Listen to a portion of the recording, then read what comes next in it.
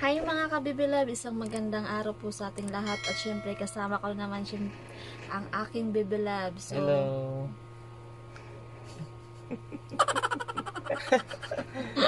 Anong i-share mo? ayan, so may gusto lang kaming i-share sa inyo mga kabibilabs ni Eric. Oh, Yes.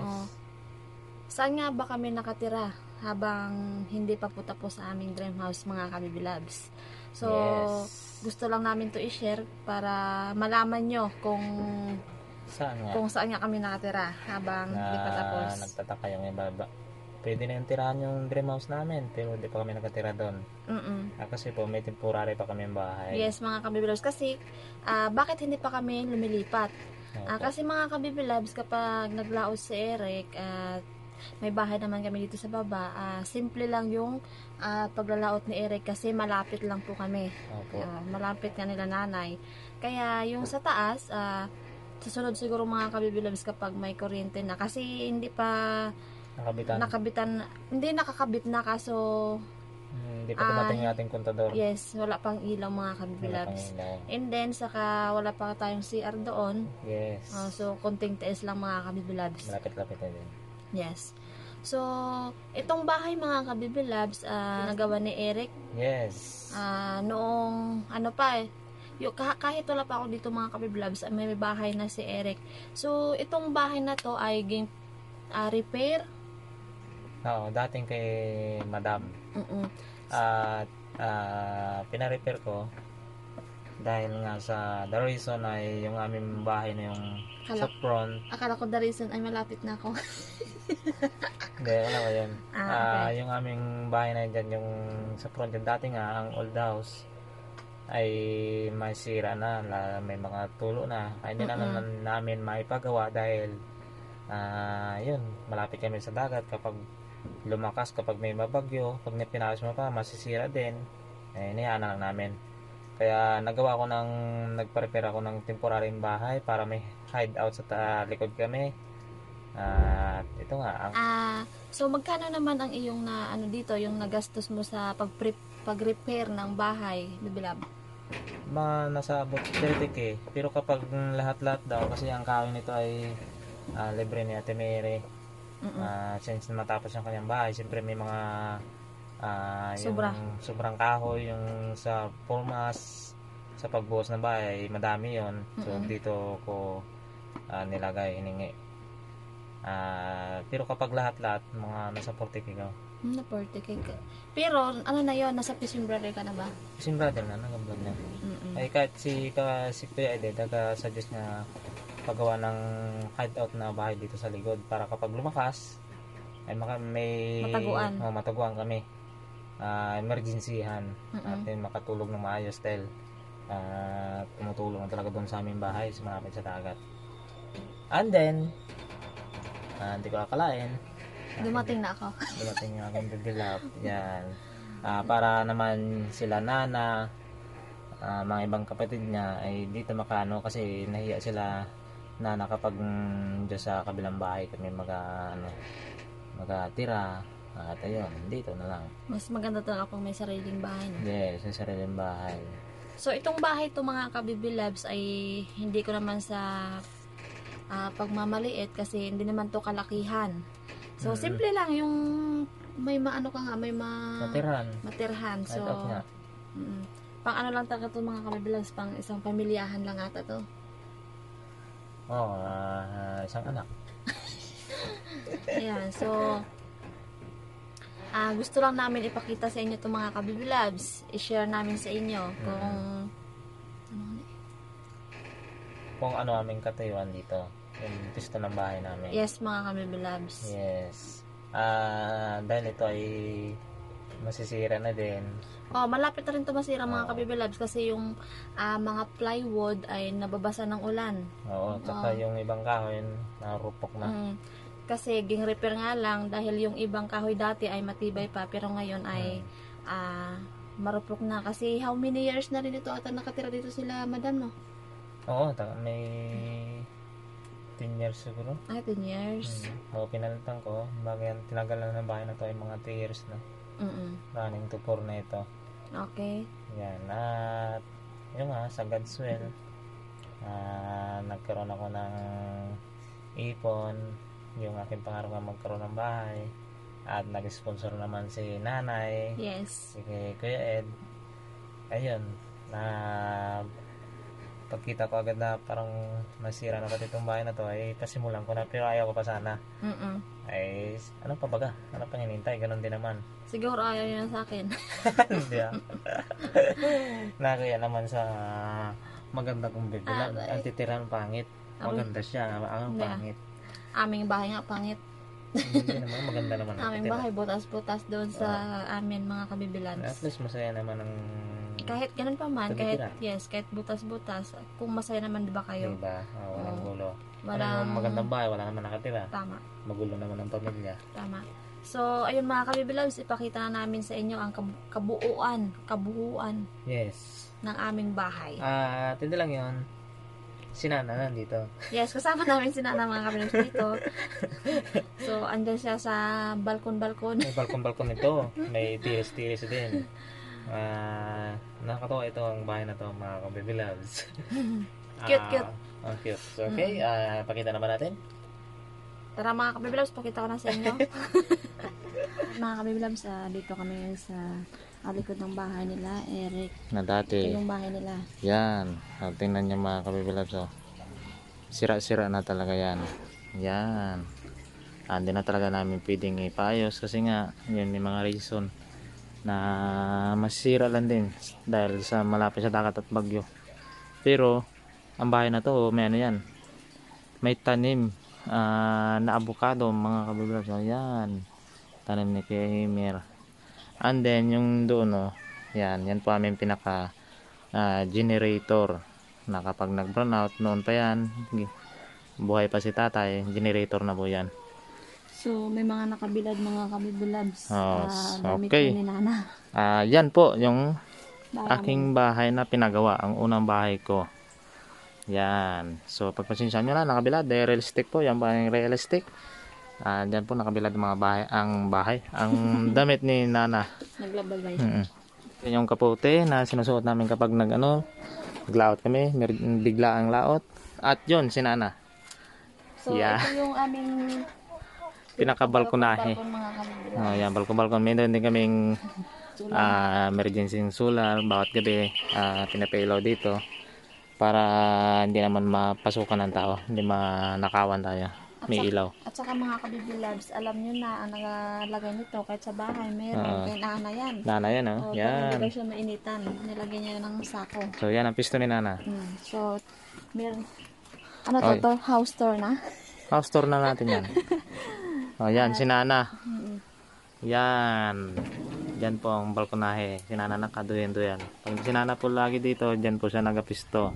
Pero kapag tumutulog ng gabi sa loob. Ito rin yung aming ginagamit na mga sabiki. Dito nakalagay. Yan. May mani pa.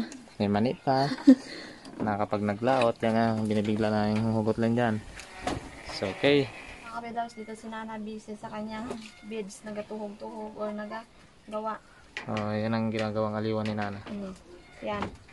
Yan naman. Si Nana. So, okay. Sa loob tayo. At yan mga kabiblabs. Ito po ay dati pa na kahit may sir pa yan. Pininturahan lang. Yan ang pintura. So, yan. Nakabila din naming mga towel. So, pagpasensyahan na mga kabiblabs. Ito po ay totoong talaga namin kalagayan na bahay ito. So, okay, Baby Love, buksan. Baby Loves. Ay, ayaw papasok ni Baby Love. Ayan mga Baby Loves, pasok tayo dito sa pasok tayo, ayan.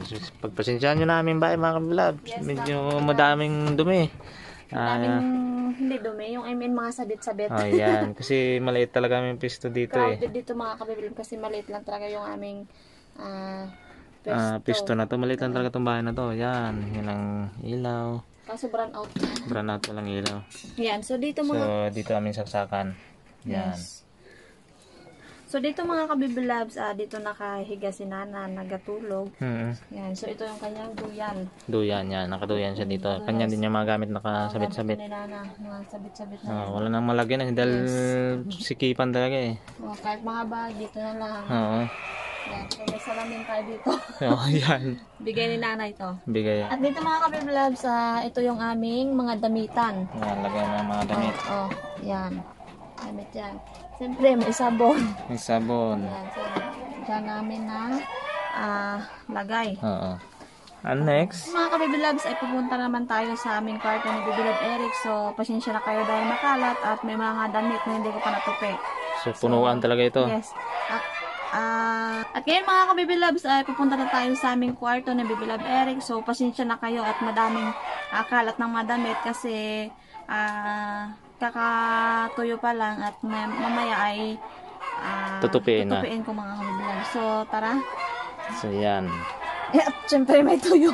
O, yan. Siyempre. So, hindi pa malinis sa aming kwarto mga kabibilabs. Oo. Biglaan Boy naman, no?